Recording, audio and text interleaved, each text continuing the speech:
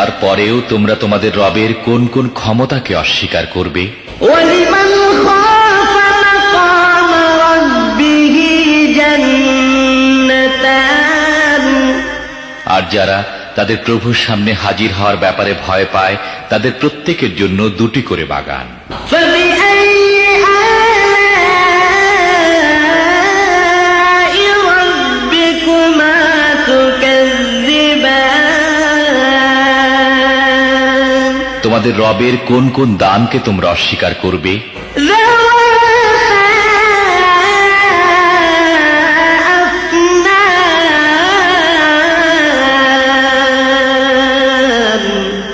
তরতাজা লতা পাতা ও ডালপালায় ভরা।